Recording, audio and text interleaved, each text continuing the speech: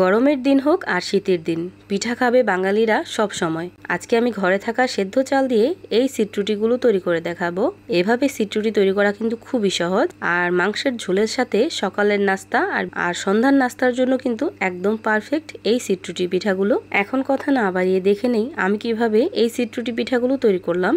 প্রথমে একটা বলে আমি হাফ কেজি পরিমাণ সেদ্ধ চাল নিয়ে নিছি। এখন এখানে দিয়ে দিলাম আমি 1 কাপের মতো পোলায়ের চাল। এই চালটা দিলে পিঠাগুলো অনেকটা মচমচে হয় আর অনেকটা ফ্লেভারফুল হয়। এখন এই চালটাকে আমি 2 ঘন্টার জন্য ভিজিয়ে রেখে দেব।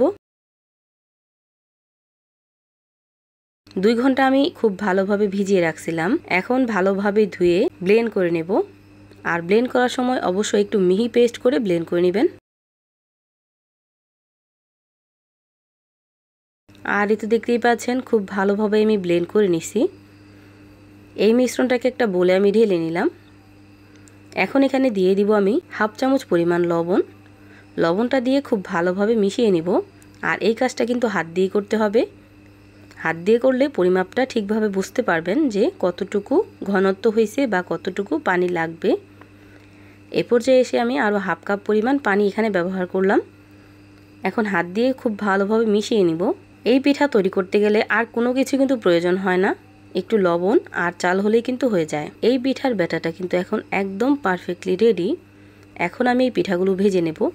পিঠাগুলো ভাজার জন্য আগে থেকে আমি একটা ফ্রাই প্যান চুলায় বসাই দিয়েছিলাম। ফ্রাই প্যানে অবশ্যই একটু তেল ব্রাশ করে নেবেন, এতে করে পিঠাগুলো খুব সহজে উঠে যাবে। কড়াইটা যখন খুব ভালোভাবে গরম হয়ে গেছে ওই পর্যায়ে আমি এইভাবে পিঠাগুলো দিয়ে দিলাম। দিয়ে ঢাকনাটা লাগিয়ে 30 সেকেন্ডের মতো রেখে দেব। আর 30 সেকেন্ড পর পিঠাগুলো আমি ঠিক এইভাবে উঠিয়ে নিব।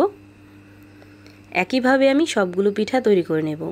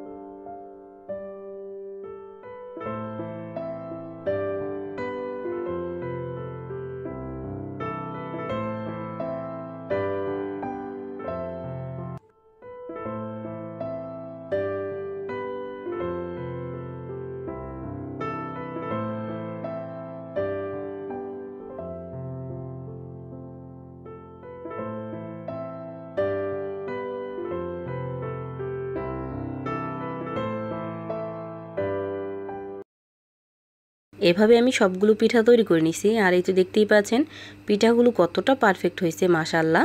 এখন বাসি মাংসের ঝোল বা রান্না করা যে কোনো মাংসের ঝোলের সাথে খেতে কিন্তু দুর্দান্ত লাগে। চাইলে কিন্তু সবজির সাথেও খেতে পারবেন। আমার এই ভিডিওটা আপনাদের কাছে যদি ভালো লেগে থাকে তাহলে লাইক, কমেন্ট, শেয়ার করতে ভুলবেন না। সবাই ভালো থাকবেন, সুস্থ থাকবেন। আল্লাহ হাফেজ।